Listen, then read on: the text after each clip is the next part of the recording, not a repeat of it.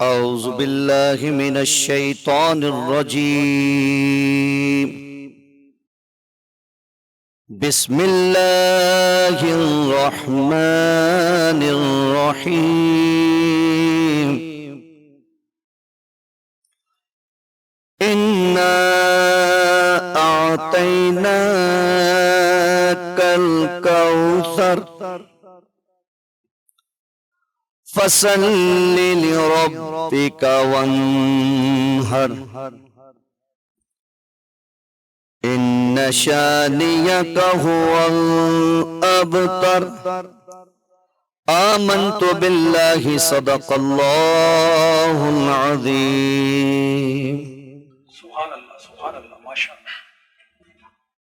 قرآن مجید فرقان حمید کی تلاوت سے ہمارے پروگرام کا باقاعدہ آغاز ہوا، اور السلام علیکم ورحمۃ اللہ وبرکاتہ۔ میں ہوں آپ کا ہوسٹ راؤ ناصر علی جہانگیر، اور روزانہ کی طرح آپ دیکھ رہے ہیں رحمت رمضان۔ ناظرین کرام، وہ لوگ کتنے خوش بخت ہیں، وہ لوگ کتنی اونچی منزلوں پر ہیں جو امت کی خیر خواہی میں مصروف ہیں، امت کو محبت اور چاہتوں کے پیغام دے رہے ہیں۔ آج میں جب یہ حدیث پڑھ رہا تھا ناظرین کرام، آپ یقین جانیے کہ میں بہت دیر تک سوچ میں پڑا رہا کہ ہم کس مقام پر کھڑے ہوئے ہیں کہ آقا علیہ الصلوۃ والسلام ایک دن مسجد نبوی میں تشریف فرما تھے، اور صحابہ کرام کی جھرمٹ میں آپ جلوہ افروز تھے۔ ناظرین کرام، کہ آپ صلی اللہ علیہ وآلہ وسلم نے فرمایا کہ جس نے جنتی کو دیکھنا ہو ابھی دیکھ لینا۔ ایک صحابی رسول اندر داخل ہوئے اور ان کے چہرے مبارک سے تازہ وضو کا پانی ٹپک رہا تھا۔ دوسرے دن بھی آپ صلی اللہ علیہ وسلم نے فرمایا کہ جس نے دنیا میں جنتی دیکھنا ہے تو دوسرے دن بھی وہی صحابی رسول ظاہر ہوئے، اور ناظرین کرام تیسرے دن بھی آقا علیہ الصلوۃ والسلام نے فرمایا کہ دنیا میں جس نے جنتی دیکھنا ہے وہی صحابی رسول سب کے سامنے ظاہر ہوئے۔ ایک تو صحابہ کے دل میں یہ شوق پیدا ہوا کہ ہم اس خوش نصیب صحابی سے ذرا معلوم کریں کہ یہ ایسا کون سا خاص عمل کر رہے ہیں کہ جس عمل کی بدولت دو جہانوں کے سردار دنیا کی زندگی میں ان کو بشارت دے رہے ہیں کہ جو دنیا میں جنتی دیکھنا چاہتے ہیں ان کو دیکھ لیں۔ تو ایک صحابی رسول ان کے پیچھے ہو لیا اور ان سے جا کے سلام کیا اور ان سے کہا کہ میں آپ کا مہمان بننا چاہتا ہوں۔ تو وہ بڑے اچھے دور تھے ناظرین کرام، اس زمانے میں مہمانوں کو اللہ کی رحمت سمجھ کے فوراً اپنے لیے خوش بختی سمجھا جاتا تھا۔ آج کا دور تو تھا نہیں، جناب گھر میں مہمان داخل نہیں ہوا اس سے پہلے اس سے پوچھ لیتے ہیں جناب آئے کب جا کب رہے ہیں۔ تو وہ بڑا خوبصورت دور تھا ناظرین کرام۔ وہ صحابی رسول ان کے گھر چلے گئے، ان کے ہاں مہمان بنے۔ ایک دن گزرا، دو دن گزرا، اور تیسرے دن جب وہ وہاں سے چلنے لگے، میں مختصر کر کے اس لیے بتا رہا ہوں تاکہ اصل بات آپ تک جلد از جلد پہنچ جائے۔ تو انہوں نے اس سے کہا کہ بات یہ ہے کہ میں نے نبی پاک صلی اللہ علیہ وسلم کی بارگاہ میں 3 دن تک ایک شخص کے بارے میں سنا کہ دنیا کی زندگی میں اگر کوئی جنتی دیکھنا چاہتے ہیں تینوں مرتبہ آپ تشریف لائے، تو ایسا آپ کون سا وہ خاص عمل کرتے ہیں کہ جس کی بنیاد پر دو جہانوں کے سردار نے آپ کے لیے اتنی بڑی بشارت دی ہے۔ تو وہ صحابی رسول کہنے لگے کہ میں تو کوئی ایسا خاص عمل نہیں کرتا، میں تو نماز کے وقت نماز پڑھتا ہوں، کھانے کے وقت کھانا کھاتا ہوں، کام کے وقت کام کرتا ہوں۔ تو وہ صحابی بھی کہنے لگے ہاں میں بھی 3 دن سے یہی دیکھ رہا ہوں کہ آپ کوئی ایسا خاص عمل تو بظاہر نہیں کر رہے، ہم بھی وہی عمل کر رہے ہیں جو آپ کر رہے ہیں، لیکن آپ کے لیے یہ بشارت اتنی بڑی۔ تو وہ کہنے لگے ہاں ایک عمل ایسا ہے جو میں کرتا ہوں۔ تو انہوں نے فرمایا جی وہ فرمائیے، میں وہی عمل تو جاننا چاہتا ہوں۔ تو انہوں نے فرمایا کہ میں نے اپنے دل کو مسلمان کے کینے سے پاک رکھا۔ ناظرین کرام، اب ہم اور سب یہ دعوت غور و فکر ہے کہ ہم اپنے دل کے اندر جھانک کے دیکھیں کہ ہم نے کتنا اپنے دل کو پاک رکھا ہوا ہے کینے سے، بغض سے، غیبت سے۔ تو ذرا تصور کیجئے کہ جن کے سینے مسلمانوں کے کینے سے پاک ہیں وہ تو اس خوش بختی کی بشارت میں شامل کر لیے جائیں گے۔ کتنی بڑی بشارت ہے امت کے لیے ناظرین کرام کہ وہ اگر چاہے تو رمضان المبارک کی ہماری اس ٹرانسمیشن سے نبی پاک صلی اللہ علیہ وآلہ وسلم کے اس پیغام سے اپنی زندگی کو سنوار کے اور خیر کے رستے پہ جا سکتے ہیں کہ اپنے سینے کو مسلمان کے کینے سے ناظرین کرام پاک کر لیجئے اس دنیا میں بھی راحتیں ملیں گی اور انشاءاللہ اس دنیا میں بھی عزتوں کے تاج پہنائے جائیں گے، کیونکہ کینہ ناظرین کرام ایک ایسی بیماری ہے جس میں آج ہم سبھی مبتلا ہوئے ہوئے ہیں۔ کینہ ہوتا کیا ہے ناظرین کرام؟ یہ ہم علماء کرام سے بھی پوچھیں گے کہ کینے کی بنیادی تعریف کیا ہے، تاکہ یہ ایک آسان سوال آپ تک پہنچ جائے۔ لیکن اس سے پہلے نعت رسول مقبول صلی اللہ علیہ وآلہ وسلم کی ہم سعادت حاصل کریں گے، اور نعت رسول مقبول کے لیے آج ہمارے پاس داتا کی نگری سے ایک بہت زبردست نعت خواں اور بہت اچھا پڑھتے ہیں ماشاءاللہ، اور ہماری اس ٹرانسمیشن کا حصہ ہیں جناب محترم ناصر الطاف صاحب۔ دل میں کسی کو اور بسایا نہ جائے گا،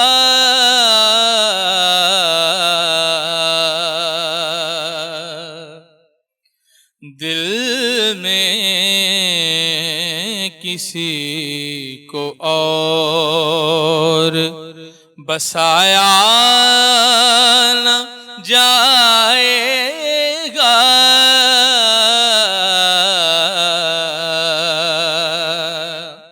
ذکر رسول پاک بھلایا نہ جائے گا،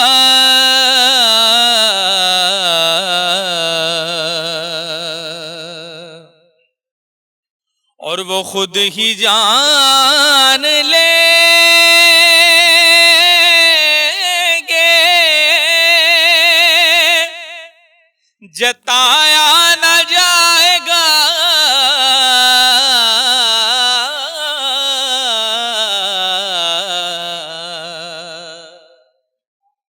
وہ خود ہی جان لیں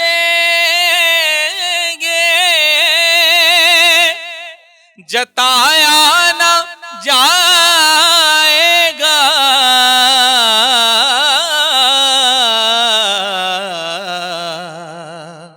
ہم سے تو اپنا حال سنایا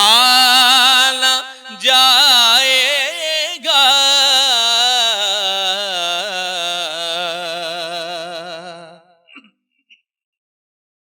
اور ہم کو جزا ملے گی محمد کے عشق کی،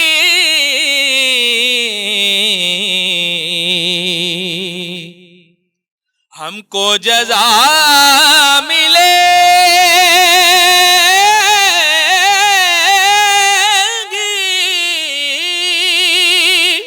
محمد کے عشق کی، دوزخ کے آس پاس بھی لایا نہ جائے گا،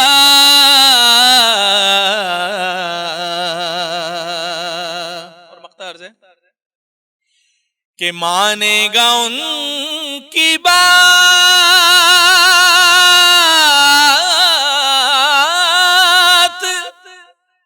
خدا حشر میں نصیر،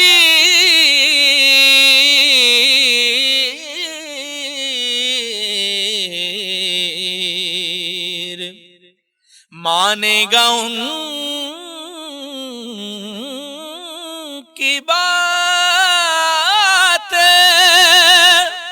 خدا حشر میں نصیر،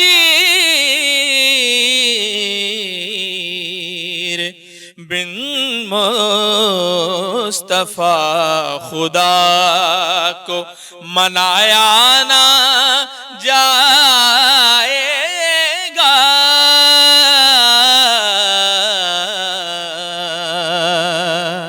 دل میں کسی کو بے شک جی، رسول اکرم کے بغیر تو کوئی تصور ہی نہیں ہے، اور ماشاءاللہ میں سمجھتا ہوں کہ پیر نصیر صاحب نے تو کمال ہی کر دیا اور بڑے اچھے اچھے کلام لکھ کر گئے ہیں، اور میں نے ان کا جنازہ دیکھا ہے ناظرین کرام، خدا کی قسم آج بھی وہ آپ دیکھیں سوشل میڈیا یوٹیوب پہ موجود ہے ان کے جنازے کی وہ ویڈیو، کہ خدا کی قسم جب اہل ایمان اس دنیا سے جاتے ہیں نا ان کے چہرے ایسے دمک رہے ہوتے ہیں کہ جب یہ عاشقان رسول کے جنازے اٹھتے ہیں ناظرین کرام تو ان جنازوں کے اندر آپ دیکھیں ایک تو جو جن جنازوں میں شریک ہوتے ہیں وہ کتنے خوش بخت ہوتے ہیں، اور پھر ان جنازوں کے اندر یہ ہم دیکھتے ہیں کھلی آنکھوں سے کہ ان کے چہرے گلاب کے پھول کی طرح کھلے ہوئے ہوتے ہیں، اور یہی تو حضرت امام حنبل نے فرمایا تھا کہ ہمارے جنازے فیصلہ کریں گے ناظرین کرام کہ ہم حق پر ہیں کہ نہیں ہیں۔ ابھی آپ دیکھیں نا بابا جی کے جنازے نے پوری دنیا میں دھوم مچا دی ناظرین کرام، کیا جنازہ تھا، میں نے اپنی پوری زندگی گزر گئی میری، میں نے روئے زمین پر چند جنازے ایسے دیکھے کہ جن جنازوں کی کوئی مثال ہمیں نہیں ملتی، ہم اس مختصر سی دنیا کے اندر موجود ہیں ناظرین کرام۔ میں نے ایک جنازہ اس عاشق رسول کا دیکھا جس کے جنازے نے پورے کفر پر تھر تھلی مچا دی تھی، پورا کفر اس دن لرز رہا تھا، اور وہ جنازہ تھا جناب غازی ممتاز قادری شہید کا۔ اللہ سبحانہ و تعالیٰ نے توفیق دی ان کے جنازے میں جانے کی، اور دوسرا جنازہ میں نے جو دیکھا تھا ناظرین کرام وہ اس مرد مجاہد کا تھا کہ جس نے ویل چیئر پہ بیٹھ کے ناظرین کرام پوری دنیا کے کفر کو جو ہے ایک ایسا چیلنج کیا ہے کہ آج بھی پاکستان کی فضاؤں سے بچہ اٹھ کر ایک ہی آواز دیتا ہے کہ تاجدار ختم نبوت زندہ باد زندہ باد۔ یہ ہمارا ایمان ہے ناظرین کرام، ختم نبوت پر کوئی سیاست ہمیں قبول نہیں ہے، ختم نبوت تو ہماری جان، ہمارا ایمان اور ہماری زندگی کا سب سے بڑا جو کام ہے وہ یہی ہے ناظرین کرام۔ ہمارا کچھ نیکیوں کا کوئی انبار نہیں ہے، لیکن یہ ضرور ہے کہ دل میں اس بات کی پختگی ہے الحمدللہ رب العالمین کہ تاجدار ختم نبوت، اور یہ ایمان والوں کی شان ہے ناظرین کرام۔ اور آج ہم جن کا ذکر کر رہے ہیں، آج کی یہ جو ٹرانسمیشن آپ تک پہنچ رہی ہے، مولا علی شیر خدا جن کی ہستی اور جن کے مقام کا اگر ذکر کریں ناظرین کرام تو انسان وجد میں آ جاتا ہے۔ وہ کون ہے؟ وہ شیر خدا جس نے خیبر کو اپنے دستے مبارک سے اکھاڑ کر پوری دنیا کی کفریہ طاقتوں کے سامنے ایک ایسی مثال رکھی ہے کہ آج بھی گورا اس پہ ریسرچ ہی کر رہا ہے کہ یہ کیسے ممکن ہے کہ ایک انسان کا ہاتھ ہو اور وہ خیبر کا 300 ٹن سے وزنی دروازہ جس کی لمبائی 3 دہائیوں کے برابر ہے، 3 منزلہ اگر کوئی بلڈنگ ہے، اتنا بڑا دروازہ تھا وہ، اور آگے انہوں نے خندق کھودی ہوئی تھی ناظرین کرام۔ ذرا تصور کریں اگر انسانی آنکھ کے تصور سے مولا علی کے اس معجزے کی طرف، اس کرامت کی طرف ہم نگاہ ڈالتے ہیں تو انسانی عقل اس کو مانتے ہوئے بڑی تذبذب کا شکار ہوتی ہے، لیکن جب عشق والے یہ بات سنتے ہیں تو وہ یہی کہتے ہیں کہ یہ سب میرے رب کا فضل ہے، میرے رب کی رحمت ہے۔ اور اس دن تو پھر کیوں نہ مولا علی کی شان اور ان کا مقام ہمیں سمجھ میں آئے کہ جس دن خود نبی پاک صلی اللہ علیہ وآلہ وسلم نے فرمایا کہ آج میں جھنڈا اس کے ہاتھ میں دوں گا کہ جس کے ہاتھ پر اللہ سبحانہ و تعالیٰ نے فتح لکھی ہے۔ خیبر ناظرین اکرام کوئی معمولی قلعہ نہیں تھا، خیبر بہت بڑا یہودیوں کا ایک گڑھ اور ایک مضبوط قلعہ تھا جسے مسلمان مسلسل صحیح کر رہے تھے اور اس میں کامیابی نہیں ہو رہی تھی۔ نبی پاک صلی اللہ علیہ وسلم نے بشارت دی کہ کل جن کے ہاتھ میں جھنڈا ہوگا انہی کے ہاتھ میں فتح ہوگی۔ اور ذرا تصور کریں ناظرین کرام مولا علی کی کیا شان، جس دن اگلے دن آپ حرم میں داخل ہوئے، آپ نے حرم میں داخل ہوتے ہی فرمایا کہ علی کہاں ہے؟ حضرت علی جب آئے ہیں آپ آشوب چشم میں تھے، آشوب چشم میں جس میں آنکھیں سرخ ہو جاتی ہیں ناظرین کرام، آپ اس میں مبتلا تھے۔ آئے اور بارگاہ رسالت میں آپ میں عرض کی کہ یا رسول اللہ آشوب چشم ہے۔ آقا علیہ الصلوۃ والسلام نے اپنا لعاب دہن لیا اور علی کی آنکھوں میں لگایا، آنکھیں فوراً ٹھیک ہو گئی اور آپ نے فرمایا علی یہ جھنڈا لو، اور یہ جھنڈا لو، آج فتح اللہ تمہارے ہاتھ پہ لکھ چکا ہے۔ آپ ذرا تصور کریں کیا یقین تھا۔ مولا علی سے جب پوچھا گیا نا کہ یا امیر المومنین فرمائیے کہ آپ کی یہ جو کیفیات تھی، آپ نے فرمایا زندگی کے 2 مقام ہی ایسے تھے میری دنیا کی زندگی میں جس میں مجھے پکا یقین تھا۔ ایک وہ مقام جب میرے آقا جو ہے ہجرت فرما رہے تھے اور مشرکین مکہ کی جو امانتیں تھی وہ میرے سپرد کی، اور فرمایا علی آج میرے اس بستر پہ سو جاؤ، صبح مشرکین کی امانتیں واپس کر کے تم مدینے لوٹ آنا۔ آپ فرماتے ہیں مجھے اس دن بڑی چین کی نیند آئی کیونکہ میں جانتا تھا کہ 2 جہانوں کے سردار نے مجھے فرمایا کہ تو صبح آئے گا، تو میری یقین تھا کہ میں صبح تک رہوں گا اور صبح تک زندگی میرے پاس ہے۔ اور دوسری مرتبہ آپ فرماتے ہیں کہ جب میرے آقا اور مولا نے مجھے خیبر کے لیے جھنڈا عطا فرمایا ناظرین کرام، تو آپ فرماتے ہیں اس دن مجھے پکا یقین تھا کہ روئے زمین کی آج کوئی طاقت میرے سامنے ٹھہر نہیں سکتی۔ آج علی کا انداز ہی بدل گیا تھا، آپ نے جھنڈا لیا اور دوڑ لگا دی، پیچھے فوج تھی ناظرین کرام اور عشق کا یہ عالم تھا، آپ اکیلے ہی جھنڈا لے کے آگے نکل گئے۔ فوج تو بعد میں پہنچی ہے، جب آپ اس مقام پہ پہنچے ہیں اور جو عمل آپ نے کیا ہے اس کو آج بھی عقل محو عقل ہے،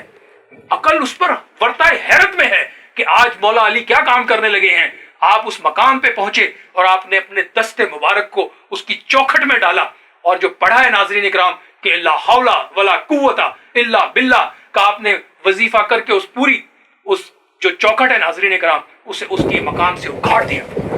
اور ناظرین کرام سوچیں آپ ذرا ایک لمحے کے لیے کہ اندر جو ہے وہ آگ کا الاؤ روشن ہے, پوری خندق جو ہے اس میں آگ بھری ہوئی ہے, اور مولا علی نے اپنے دستے مبارک پہ وہ دروازہ ایسے رکھا ہے, ایسے ناظرین کرام, اور پوری وہ خندق کے اوپر وہ پل بنا دیا آپ کے اس دستے مبارک نے, اور پوری فوج اس پہ سے گزری ہے ناظرین کرام. آپ سوچیں ذرا کیا مقام, کیا طاقت اور کیا عزت اور کیا منزلت مولا علی شیر خدا کی ہمیں اس کے اندر اللہ سبحانہ و تعالیٰ عطا فرما رہے. یہ تھے مولا علی, یہ شیر خدا ہیں, اور انہی کا خون تھا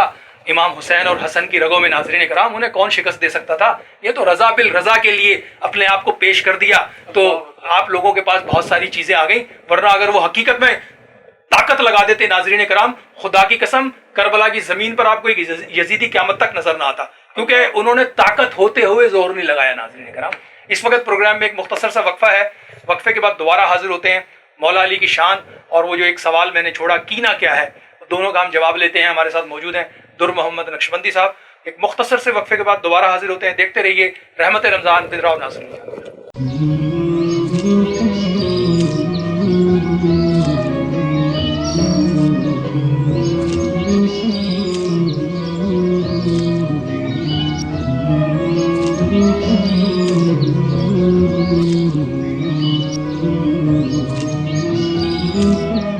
وہ خدا کے نور کو دیکھ کر بھی جہان والوں میں آ گئے. وہ خدا کے نور کو دیکھ کر بھی جہان والوں میں آ گئے. سر عرش جانا کمال تھا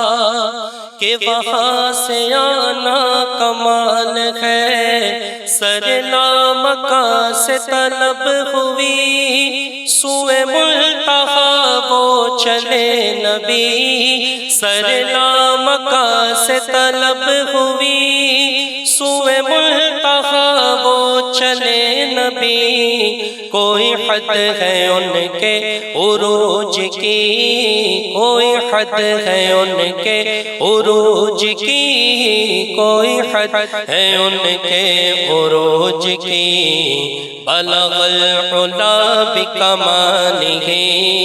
کوئی حد ہے ان کے عروج کی. بلغ العلا بکمالہ, سر عرش پر ہے تیری گزر, دل فرش پر ہے تیری نظر. سر عرش پر ہے تیری گزر, دل فرش پر ہے تیری نظر. ملکوت و ملک میں کوئی شے نہیں وہ جو تجھ پہ آیا نہیں. وہی لامکاں کے مکی ہوئے سر عرش تخت نشین ہوئے. وہی لامکاں کے مکی ہوئے سر عرش تخت نشین ہوئے. وہ نبی ہے جن کے لیے مقام,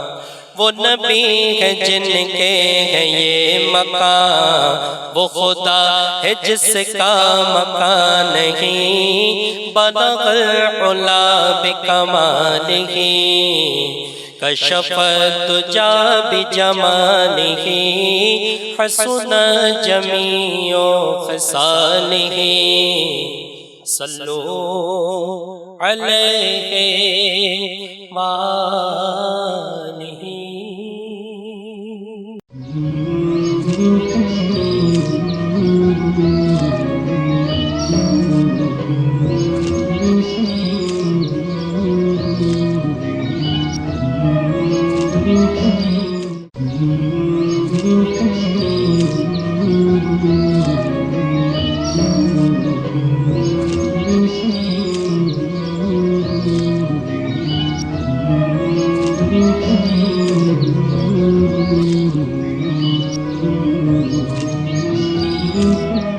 ویلکم بیک ناظرین. ایک مرتبہ پھر آپ کو رحمت رمضان کے ان ایمان افروز لمحات میں خوش آمدید کہتے ہیں. اور وقفے پہ جانے سے پہلے بڑا جذباتی ماحول ہو گیا تھا ناظرین کرام, کیونکہ جذباتی ہونا ایک فطری عمل ہے. جب مولا علی کا نام آتا ہے نا تو انسان کے جذبات اوپر نیچے ہو ہی جاتے ہیں. اس کی وجہ ہے ناظرین کرام مولا علی کا ذکر ہے. یہ ذکر شیر خدا ہے ناظرین کرام. اس ذکر سے تو بڑے بڑے ایمان والوں کو اللہ پاک نے وہ فیض عطا فرمایا. میں پچھلے دنوں انڈیا کے ایک چینل پر ان کے ایک بھارت کے کرنل کا میں وہ انٹرویو دیکھ رہا تھا ناظرین کرام. آپ یقین کریں میں اس انٹرویو کو 10 جگہ کوٹ کر چکا ہوں. وہ انٹرویو کیا تھا, وہ مجھے ایک ایسی بات اللہ نے وہاں سے عطا فرمائی کہ میں نے مختلف چینلز پر یہ بات دہرائی اور بار بار دہرائی اور آج پھر دہرا رہا ہوں حصول برکت اور ایمان کے لیے. اس سے اینکر نے سوال کیا اس کرنل سے, بھارتی کرنل سے. اس نے کہا جی آپ سن 65 میں جب پاکستان کے اوپر آپ نے حملہ کیا تو آپ نے کیا دیکھا؟ اس نے کہا اور تو کوئی مجھے بات سمجھ نہیں آئی. جس وقت ہم ان کے سیالکوٹ سیکٹر پہ اپنے ٹینکوں کے ساتھ آگے بڑھ رہے تھے تو اچانک جو بازی پلٹی ہے اس نے مجھے ہلا کے رکھ دیا. انہوں نے جی کیا دیکھا آپ نے؟ اس نے کہا یار اور تو کوئی بات نہیں ہے. اچانک وہاں پر ایک نعرہ حیدری لگا اور جیسے ہی وہ انہوں نے کہا نعرہ حیدری یا علی, انہوں نے کہا کہ ایسے لگا جیسے ہمارے نیچے سے کسی نے زمین کھینچی ہو اور ہم منہ کے بل کرے. ناظرین اکرام یہ اتنا بڑا کامنٹ ہے, اتنا بڑا کامنٹ ہے کہ آپ ذرا تصور کریں کہ وہ بھارت جو مندروں اور جو مشرکین کی سرزمین ہے اس دھرتی کے اوپر بیٹھ کر اگر کوئی ہندو فوج کا کرنل یہ بات کہے کہ جب یہ نعرہ حیدری لگاتے ہیں تو ہمارے پیروں تلے سے ایسے ہے جیسے کوئی زمین کھینچ لیتا ہے, تو میرا وجدان اس پر کیوں نہ بولے. اور میں نے کہا بھائی کیوں نہیں, تم منہ کے بل گرو گے کیونکہ مولا علی وہی ہے نا جنہوں نے جب مکہ فتح ہوا تو مولا علی کی شان میں بیان کر رہا ہوں ناظرین کرام. جب مکہ فتح ہوتا ہے, مکہ فتح ہو چکا ہے, نبی پاک صلی اللہ علیہ وآلہ وسلم مکہ سے ان بتوں کو نکال کر باہر پھینک رہے ہیں تو مولا علی کو بلایا, اپنے کندھوں پر سوار کیا اور مولا علی نے ان بتوں کو نکال کے مکے سے باہر پھینکا. اور ناظرین کرام جب نعرہ حیدری آتا ہے نا تو مشرکین اور بت پرست منہ کے بل گرتے ہی گرتے ہیں کیونکہ نعرہ حیدری کی شان ہی ایسی ہے, یہ مقام ہی ایسا ہے. یہ ایمان والوں کی جو ساری کیفیات ہیں یہ ایمان والے ہی شیئر کر سکتے ہیں اور انہی کے دل میں اس بات سے جو ہے وہ اللہ کی رحمت سے شوق پیدا ہو سکتا ہے. آج کی ٹرانسمیشن میں چونکہ ظاہراً خصوصی ٹرانسمیشن ہو رہی ہے, مولا علی کے فضائل بیان ہو رہے ہیں, تو میں چاہوں گا مفتی دار محمد نقشبندی صاحب ہمارے ساتھ موجود ہیں. ماشاءاللہ بہت اچھی گفتگو کرتے ہیں, آپ ان کو ہمارے چینلز پر براہ راست گاہے بگاہے دیکھتے رہتے ہیں. ایک تو ذرا فرمائیے گا آپ مفتی صاحب کہ ظاہر سی بات ہے شیر خدا مولا علی حضرت علی کرم اللہ وجہ الکریم کی ہستی اور ان کے فضائل تو ظاہراً ہم کیا بیان کر سکتے ہیں, وہ تو ان کا جو مقام ہے. لیکن آج کے اس پروگرام میں حصول برکت کے لیے ہم ان کا ذکر کر رہے ہیں کیونکہ 21 رمضان ہے, کی شہادت کا ذکر ہو رہا ہے. فرمائیے گا ذرا اہل اسلام کے لیے, دنیا بھر کے انسانوں کے لیے. بسم اللہ الرحمن الرحیم صلی اللہ علی النبی الامی وآلہ صلی اللہ تعالی علیہ وسلم صلاۃ و سلام علیک یا سیدی یا رسول اللہ. راؤ صاحب حضرت علی رضی اللہ تعالی عنہ یہ وہ صحابی رسول ہے کہ جنہیں یہ فضیلت حاصل ہے کہ بچپنے سے سرور دو عالم صلی اللہ تعالی علیہ وسلم نے ان کی تربیت کی ہے. جی جی اور اسلام میں حضرت علی رضی اللہ تعالیٰ عنہ بچوں میں سب سے پہلے اسلام لانے والے ہیں. ویسے تو اس بات میں اختلاف بعض نے کہا کہ پہلے اسلام لانے والا کون ہے, مگر ترتیب وائز جب مفسرین نے سے بیان فرمایا کہ خواتین میں جس شخصیت نے سب سے پہلے اسلام قبول کی ہے وہ حضرت بی بی خدیجہ رضی اللہ تعالیٰ عنہ ہے. اور مردوں میں سب سے پہلے جس نے اسلام قبول کیا حضرت ابوبکر صدیق رضی اللہ تعالیٰ عنہ, اور غلاموں میں حضرت زید بن حارثہ رضی اللہ تعالی عنہ ہے, اور بچوں میں حضرت علی رضی اللہ تعالی عنہ ہے. روایتوں میں ملتا ہے کہ جس وقت سرور دو عالم صلی اللہ تعالی علیہ وسلم مکہ مکرمہ میں ابتدائی دنوں میں جب تبلیغ فرما رہے تھے اسلام کی, اس وقت تک آپ نے کلمہ اعلان کو اعلان ہی نہیں فرمایا تھا, اعلان اسلام کی دعوت نہیں دے رہے تھے. حضور اور حضرت بی بی خدیجہ رضی اللہ تعالی عنہ یہ دونوں شخصیات جو ہے اپنے کمرے میں نماز ادا فرما رہے تھے تو حضرت علی رضی اللہ تعالی عنہ داخل ہوتے. انہوں نے دیکھا کہ یہ دونوں حضرات جو ہے وہ گھر میں نماز پڑھ رہے, تو آپ نے فوراً سے حضور سے سوال کیا کہ اے محمد صلی اللہ تعالیٰ علیہ وسلم یہ کیا دیکھ رہا ہوں میں, مطلب اس سے پہلے میں نے کبھی اس طرح نہیں دیکھا ہے, آج میں کچھ اس طرح کے معاملے دیکھ رہا ہوں. تو حضور نے پھر اپنا ان کے سامنے بیان فرمایا کہ میں اللہ کا رسول ہوں, اور حضرت بی بی خدیجہ رضی اللہ تعالیٰ عنہ نے اس دین کو قبول فرمایا. تو حضرت علی رضی اللہ تعالیٰ عنہ جو ہے وہ کہنے لگے کہ اچھا مجھے اجازت دیجیے کہ میں سب سے پہلے اپنے گھر پہ جاؤں, اپنے والد صاحب سے وہاں سے پوچھ لوں کہ میں اس دین کو قبول کر لوں. تو حضور نے فرمایا نہیں, کیونکہ ابتدائی دن تھے, حضور ابھی تک علی اعلان دین اسلام نہیں پھیلا رہے. تو حضور نے دیکھا کہ اگر یہ جائیں گے بتائیں گے تو کئی ساری مشکلات تھے جیسے کہ تاریخوں میں ملتا ہے. تو حضور نے فرمایا نہیں ابھی تم ٹھہرو, اگر تم نے قبول کرنا ہے تو دین اسلام قبول کر لو. تو حضرت علی رضی اللہ تعالیٰ عنہ عرض کرنے لگے کہ پھر مجھے 1-2 دن دے دیجیے, ابھی بچے ہیں مگر پھر بھی یہ اس طرح کے سوالات کر رہے ہیں. تو دوسرے دن حضرت علی رضی اللہ تعالیٰ عنہ اسلام قبول کرتے ہیں, اور پھر اس کے بعد پوری زندگی حضور کی تربیت میں ہی رہے. ٹرمپر راہو صاحب میں ایک بات عرض کرتا چلوں, دیکھیں حضرت علی رضی اللہ تعالیٰ عنہ وہ ہے جن کی حضور نے تربیت کی ہے, اور حسنین کریمین وہ ہے کہ جن کی تربیت حضرت علی رضی اللہ تعالیٰ عنہ نے کی ہے. تو یہاں پر میں صرف گفتگو کو روک کر حسنین کریمین کے حوالے سے ایک واقعہ سنا کر پھر اس کے بعد آگے وہ گفتگو کو لے چلتا ہوں. حضرت امام حسن اور حضرت امام حسین رضی اللہ تعالیٰ عنہما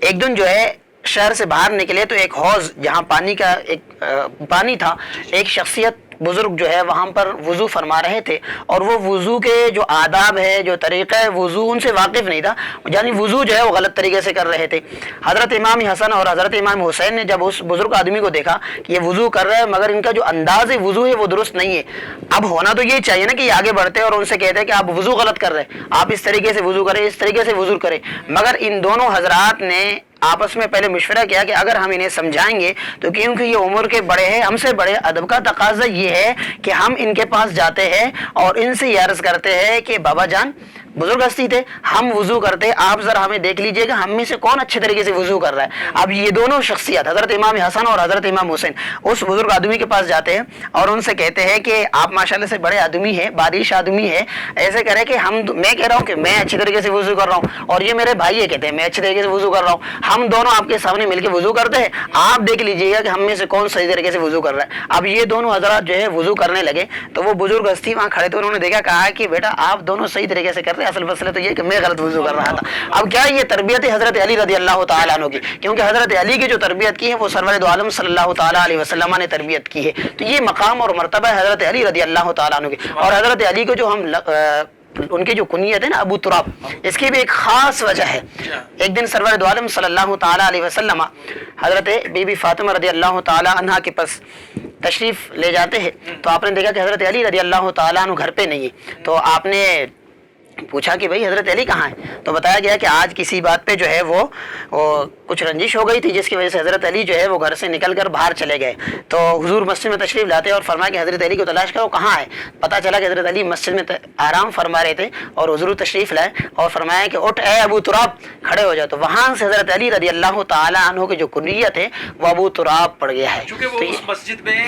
جو ہے وہ بغیر سب کے مٹی کے اوپر لیٹے ہوئے تھے، بالکل، تو اسی لیے آپ نے اس کنیت کو اتنا پسند فرمایا کہ اپنے نام کے ساتھ اس کو جو ہے شامل کیا۔ اور ناظرین کرام، اگر حضرت سیدنا عمر رضی اللہ تعالیٰ عنہ کے ذکر کو اور حضرت ابوبکر صدیق کے ذکر کو اور حضرت عثمان غنی کے ذکر کو اس سارے ذکر کے ساتھ کیا جائے تو یقینی طور پر ہمارے ٹرانسمیشن کا وقت بڑا محدود ہوتا ہے، لیکن اس بات کو ہمیں سمجھ لینا چاہیے کہ جتنی بھی ہستیاں تھیں خلفائے راشدین کی، اہل بیت کی، ان کا آپس میں پیار، محبت اور مودت تھی۔ ناظرین کرام، مودت جو ہے وہ محبت سے آگے کی ایک منزل ہے جو ان کے درمیان ایک دوسرے کے درمیان تھی۔ اور پھر جہاں تک حضرت علی کرم اللہ وجہ الکریم کی ذات کا تعلق ہے، ناظرین کرام ذرا ایک لمحے کے لیے تصور کیجئے کہ آپ خانہ خدا میں پیدا ہوتے ہیں، خانہ کعبہ میں پیدا ہونے والی وہ ہستی، اور پھر آپ ذرا تصور کریں ناظرین کرام ان کے مقام کی ہم کیا بات کر سکتے ہیں، ہمارے پاس کیا وہ الفاظ ہیں جو ہم ان کے شایان شان بیان کر سکیں۔ آپ ذرا تصور کریں کہ جب مولا علی پیدا ہوئے تو اپنی آنکھیں نہیں کھول رہے تھے ناظرین کرام، اور ان کو جب ان کی والدہ نے گود میں اٹھایا تو ان کی آنکھیں بند تھی اور سب اس تشویش میں تھے کہ آپ آنکھیں کیوں نہیں کھول رہے۔ تھوڑی دیر کے بعد نبی پاک صلی اللہ علیہ وآلہ وسلم کو بلایا گیا، آپ تشریف لائے اور آپ نے جیسے ہی اپنے مقدس ہاتھوں میں مولا علی کے جسم کو، ان کے آپ کو جیسے ہی اپنے ہاتھوں میں لیا تو مولا علی نے جو سب سے پہلی روئے زمین پر نگاہ ڈالی ہے وہ رخ مصطفیٰ پہ ڈالی ہے۔ سبحان اللہ۔ اور یہی وجہ ہے کہ وہ نبی پاک صلی اللہ علیہ وسلم کے عاشق ایسے ہی نہیں تھے، یہ ساری کی ساری تربیت ہی تو تھی ناظرین کرام کہ آپ صلی اللہ علیہ وآلہ وسلم نے ان کو جو تربیت اور جو ان کو فضائل اور جو ان کو چیزیں منتقل کی ہیں، بہت ساری راز کی باتیں یہ انسانی دماغ اور وجود میں وہ آ نہیں سکتی کیونکہ معاملات ہی ایسے تھے نا ناظرین کرام۔ آپ ذرا تصور تو کریں مولا علی تھے کون، مولا علی شیر خدا۔ تو بات کرنے کا مقصد یہ ہے کہ ہم اپنی اس ٹرانسمیشن سے پوری ہماری کوشش ہوتی ہے کہ ہم علماء سے بھی وہی باتیں پوچھیں۔ اور آخر میں ناظرین کرام میں چاہوں گا کہ چونکہ میں نے وقفے سے پہلے کینے کا ذکر کیا تھا ناظرین کرام، جو کینہ ہمارے اندر ہے وہ کینہ ہماری جنت پہ جانے کے لیے رکاوٹ ہے بہت بڑی۔ کینہ ہے کیا مفتی صاحب فرمائیے گا، اور کینہ کی تعریف کیا ہے؟ بسم اللہ الرحمن الرحیم۔ لفظ کینہ جو ہے یہ فارسی زبان کا لفظ ہے، جب ہم اس کو اردو میں ٹرانسلیٹ کرتے ہیں تو اس کا معنی ہوتا ہے حسد کرنا، گویا کہ حسد اور کینہ یہ ایک ہی چیز ہے۔ اور اللہ تعالیٰ نے قرآن مجید میں ارشاد فرمایا انما یرید الشیطان ان یوقع بینکم العداوۃ، کہ شیطان یہ چاہتا ہے کہ تمہارے دلوں میں عداوت کو، بغض کو، حسد کو پیدا کر لے۔ اور سرور دو عالم صلی اللہ تعالیٰ علیہ وسلم نے ارشاد فرمایا کہ اگر تم اپنے دلوں سے عداوت، بغض اور حسد ختم کرنا چاہتے ہو تو دینی معاملات میں ہمیشہ اپنے سے اوپر اوپر والے کو دیکھو اور دنیاوی معاملات میں ہمیشہ پیچھے والے کو دیکھو. جب تم دینی معاملات میں اپنے سے آگے والے کو دیکھو گے اور دنیاوی معاملات میں جب پیچھے والے کو دیکھو گے، جو تمہارے دلوں میں حسد، کینہ، بغض پیدا ہوا ہے، فطرتی طور پر وہ سب کے سب جو ہے ختم ہو جائیں گے. تو گویا کہ کینے کا لغوی معنی اگر ہم سمجھنا چاہیں تو آسان اردو میں کیا ہوگا؟ کینہ ہے کیا، کس کیفیت کا نام ہے؟ یعنی اگر کسی کے پاس جو ہے کوئی چیز ہے، آپ اس چیز کو برداشت نہ کریں کہ یہ اس کے پاس کیوں ہے. آسان لفظوں میں مثال کے طور پر ہم یہی کہہ سکتے ہیں کہ یعنی حسد اور کینہ یہ دونوں ایک ہی چیز ہے. جیسے میں نے ابھی عرض کی کہ کینہ جو ہے فارسی زبان میں جب اردو میں اسے ٹرانسلیٹ کرتے ہیں تو اس کا معنی ہوتا ہے حسد ہے. یعنی ایک چیز ایک کسی بندے کے پاس ہے، کسی سے یہ برداشت نہ ہو کہ یہ اس کے پاس یہ کیوں چیز کیوں ہے. اگر یہ چیز اس کے پاس ہے، آپ اس پر جو ہے خوش ہو رہے تو اس کو رشک کہتے ہیں. اور کینے کا جو ضد ہے وہ رشک ہے. اور اگر یہ چاہ رہے کہ اس کے پاس بھی رہے، میرے پاس بھی آ جائے، تو اس کو کہا جاتا ہے رشک. اور اگر اس سے زوال ہو جائے، کسی کے پاس نعمت ہے، اس نعمت کا زوال چاہنا، یہ کینہ اور حسد ہے. جی ناظرین کرام، اور بنیادی طور پر مفتی صاحب نے بات کی، لیکن بنیادی طور پر جو کینہ کا لغوی معنی ہے ناظرین کرام، دوسرے کو نقصان پہنچانا. اپنے دل میں اس بات کی آرزو رکھنا کہ میں اس کو نقصان پہنچاؤں، اس کو رسوا کروں، اس کو ذلیل کروں، اس کی عزت کو کم کروں، اس کی جو قدر ہے اس کو کم کر دوں. بنیادی طور پر کینہ جو ہے دوسرے کو نقصان پہنچانے کا جذبہ اپنے سینے میں رکھنا ہے. آج امت کے اندر ہم سوچ لیں، دیکھ لیں کہ ہم اس جذبے کے اندر کتنی حد تک مبتلا ہیں. اگر مبتلا ہیں تو ابھی توبہ کر لیں کہ ہمیں کسی کو نقصان پہنچا کے، کسی کو ذلیل کر کے، کسی کو رسوا کر کے کوئی منزل نہیں ملے گی، کوئی راحت نہیں ملے گی، کوئی چین نہیں ملے گا. یہ فیصلہ ہو چکا ناظرین کرام. اور ایک جگہ تو آپ دیکھیں ذرا ایک لمحے کے لیے، کینے میں جہاں یہ جذبے موجود ہیں کہ دوسرے کو نقصان پہنچانا، اور غیبت جو ہوتی ہے بنیادی طور پر ناظرین کرام وہ بھی اسی کے ساتھ جڑی ہوئی ہے. غیبت کو اللہ سبحانہ و تعالیٰ نے قرآن مجید میں بھی بیان فرمایا اور ہمیں یہ بتا دیا اپنے حبیب کے ذریعے بھی کہ غیبت جو ہے زنا سے بڑا جرم ہے. یعنی ہم ان چیزوں پر بہت کم گفتگو کرتے ہیں. یہ جو نفسیات ہے انسان کی ناظرین کرام، ایک آدمی اچھا بول رہا ہے، ایک آدمی اچھا کام کر رہا ہے، ایک آدمی خوبصورت ہے، ایک آدمی بہت اچھی اور اعلیٰ منزل پہ پہنچا ہوا ہے، تو اس کے بارے میں یہ خیال کرنا کہ اس کو نیچے گرائیں، اس کی منزل کو کم کر دیں، اس کو رسوا کر دیں، اس کے بارے میں من گھڑت باتیں کر دیں، یہ سارے وہ جذبے ہیں جو کینے کے ساتھ ناظرین کرام جڑے ہوئے ہیں. اللہ پاک سے دعا کرتے ہیں کہ اللہ پاک ہمیں اس رذیل اور اس غلیظ گناہ سے دور فرمائے اور ہمارے سینوں میں اللہ پاک جو ہے وہ اپنی راحت اور اپنا چین اور اپنا اطمینان بھر دے، اور ہمارے دلوں میں نبی پاک صلی اللہ علیہ وسلم کی محبت اور امت کے لیے خیر خواہی بھر دے ناظرین کرام. یہی سب سے بڑی چیز ہے. اور آخر ابھی چونکہ ٹرانسمیشن کا بالکل آخری سیگمنٹ چل رہا ہے اور مختصر وقت ہے، تو ہمارے ساتھ جو ہے وہ ماشاءاللہ سے شہر لاہور داتا کی نگری سے ہمارے مہمان ہیں ناصر الطاف صاحب. بہت اچھا کلام پیش کیا. سید معین صاحب تھے اور بدر منیر قادری صاحب نے ہمیں جوائن کیا، جنہوں نے ماشاءاللہ آج تلاوت کی سعادت بھی حاصل کی. اب میں چاہوں گا کہ ان تینوں لوگوں سے نا ایک ہی کلام، ایسا وہ کلام میں جو روزانہ جس کا کہتا ہوں کہ، اور یہ کلام ناظرین کرام میں کیوں فرمائش کرتا ہوں، ذرا اس کے بارے میں بھی 2 منٹ کی یہ چیز بھی آپ تک پہنچا دوں تاکہ یہ چیزیں بھی ہم تک ہماری زندگی کا حصہ بھی بن جائیں اور ہمیں ہماری میموری میں بھی آ جائیں کہ یہ ہم کرتے کیوں ہیں. بنیادی طور پر جب انگریز نے اور یہود نے اس پوری طاقت کا زور لگایا ناظرین کرام کہ مسلمانوں کو ہم نے گرانا کیسے، مسلمانوں کو کمزور کیسے کرنا، مسلمانوں کو پستی میں کیسے لے کے جانا ہے، تو انہوں نے سب کام کیے. ہماری مسجدیں گرائی، ہماری بستیوں پہ حملے کیے، ہمارے لوگوں کو قتل کیا، ہمارے اندر بے شمار غلیظ قسم کی چیزیں شامل کی، ہمیں ٹکڑے ٹکڑے کیا. لیکن انہوں نے کہا کہ یار یہ تو کسی اینگل سے بھی مسلمان جو ہے کمزور، جس طرح سے ہم انہیں ختم کرنا چاہ رہے ہیں ہو ہی نہیں رہے. تو پھر ان کے جو بڑے بڑے جو ان کے مولوی تھے، یا یوں کہیں جو بڑے بڑے ان کے جو جن کو آپ یہودیوں کا ربی بھی کہتے ہیں، مختلف نام دیتے ہیں، یہ اپنے جو ان کے مذہبی پیشوا ہوتے ہیں ناظرین کرام، انہوں نے پوری تحقیق کے بعد ایک بات نکالی اور انہوں نے کہا کہ آپ ان کی مسجدیں گرا دیں، ان کے قرآن کو جلا دیں، ان کی بستیوں کو اڑا دیں، یہ سب سہ جائیں گے. اگر یہ سب سے زیادہ جس بات میں تکلیف میں مبتلا ہوتے ہیں وہ ہے ان کے نبی کی شان، ان کے نبی کی محبت ان کے دل سے نکال دو، تبھی یہ ٹکڑے ہو کر اور ذلیل ہو جائیں گے. اور پھر ناظرین کرام انہوں نے یہ بر صغیر پاک و ہند کی بات کر رہا ہوں، پاکستان بننے سے پہلے ناظرین کرام، انہوں نے پھر اس طرح کے لوگوں کو خریدا جو باقاعدہ بہت بڑی بڑی مسندوں پر بیٹھے ہوئے تھے، اور جنہیں ہمارے اور آپ کے لوگ، پرانے لوگ تو ان کو کانگریسی مولوی کہتے تھے، بعد میں وہ مولوی ہی رہے، لیکن ان کا ایک خاص طبقہ کانگریسی مولویوں کے حوالے سے پہچانا جاتا رہا. ان سے انہوں نے یہ کتابیں لکھوائی ناظرین کرام. اور کتابیں کیا لکھوائی، کیونکہ اس صورتحال کا سامنا ہم نے بھی اپنے کالج اور یونیورسٹی کے زمانے میں کیا ہے ناظرین کرام. اور وہ یہ تھا ناظرین کرام، اس زمانے میں ہندوستان جب پاکستان نہیں بنا تھا، یہ اس وقت کی بات ہو رہی ہے، انہوں نے بڑی بڑی کتابیں لکھوائیں اور مسلمانوں کے دل میں شکوک و شبہات پیدا کیے. کیا کیے کہ نبی یہ نہیں جانتے، نبی وہ نہیں جانتے، نبی کو یہ نہیں پتا، نبی کو وہ نہیں پتا، نبی کو علم غیب بالکل نہیں، وہ تو دیوار کے پیچھے کا نہیں جانتے تھے. اور نبی کا احترام ایسے کر لو جیسے بڑے بھائی کا احترام کرتے. تو اس قسم کی گفتگو ہندوستان کے گلی کوچوں میں باقاعدہ ہونا شروع ہوئی، مناظرے شروع ہوئے، نور اور بشر کی بحث شروع ہوئی. جب یہ سارا منظر بپا تھا ناظرین کرام، اس وقت پھر بریلی کے شہر سے ایک شیر اٹھا اور اس نے اٹھ کر پوری دنیا کو خبردار کرتے ہوئے کہا کہ سب سے اعلیٰ و بالا ہمارا نبی، دونوں عالم کا دولہ ہمارا نبی، کون دیتا ہے دینے کو منہ چاہیے، دینے والا ہے سچا ہمارا نبی. ناظرین کرام، یہ کلام آج بھی اتنا ہی مقبول ہے جتنا اس وقت ہوا. اور پھر انہوں نے اس ساری قوتوں کو پیغام دیا، اور وہ پیغام یہی تھا کہ ہمارے نبی کی شان ہر چیز سے اونچی، اعلیٰ اور عرفہ ہے. جو ان کی شان گھٹانے کی کوشش کرے گا ہم اس کے سامنے آ کے اس کو جواب دیں گے. اور الحمدللہ یہ سعادت جو ہے اللہ سبحانہ و تعالیٰ نے امام احمد رضا کو دی، اور انہوں نے ماشاءاللہ ان کا ایک سلام جو مصطفیٰ جان رحمت پہ لاکھوں سلام، وہ بھی مشرق سے مغرب اور شمال سے جنوب دنیا کی ہر مسجد میں گونج رہا ہے. پچھلے دنوں جب میں امریکہ میں تھا، اس سے پہلے میں ٹرکی میں گیا، آپ یقین کریں نماز جمعہ کے بعد اس سلام کو میں نے ہر ملک کی مسجد سے بلند ہوتے ہوئے سنا. اور یہ ہم پر اللہ کا فضل ہے کہ بر صغیر پاک و ہند کی یہ سرزمین جو ہے عاشقان رسول کا خطہ ہے. اور میں چاہوں گا کہ آپ تمام حضرات اس میں شریک ہوں اور اس کلام کو اپنی اس ٹرانسمیشن میں روزانہ لوگوں تک پہنچانے کا مقصد یہ ہے کہ ہم اپنے عشق رسول کو مزید اس کے اندر جو ہے ہم اپنی چاشنی کو ہم بڑھاتے رہیں. جی ماشاءاللہ. سب سے اولا ہمارا نبی، سب سے اولا ہمارا نبی، سب سے بالا والا تیرگی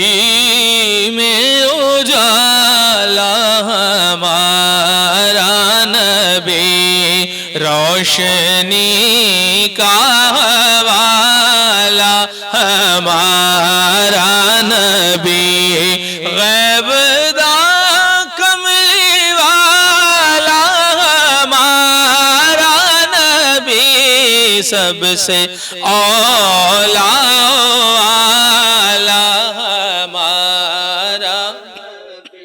کون دیتا ہے دینے کو منہ چاہیے،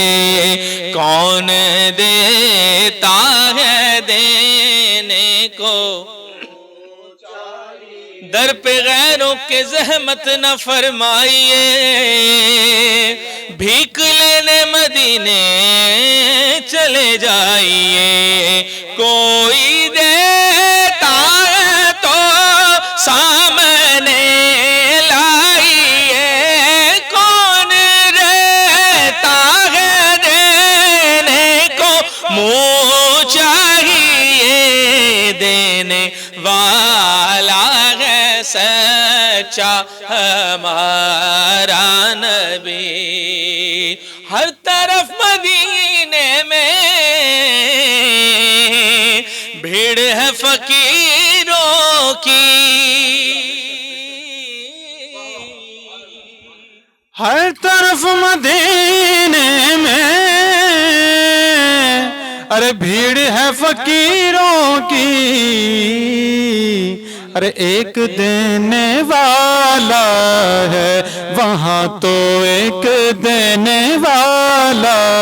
ہے، سارا جگ سوالی ہے، ایک دینے والا ہے، سارا جگ سوالی ہے، کہہ دو نا میرے کملی والے کی شان نرالی ہے، میرے کملی والے کی شان ہی نرالی ہے، دو جہاں کے داتا ہے محمد اور کملی کانی ہے، غمزدوں کو رضا مجد دیجے کے ہیں، غمزدوں کو رضا مجد کسوں کا سہارا ہمارا نبی، بے کسوں کا سہارا ہمارا نبی، سب سے اعلیٰ ہمارا نبی۔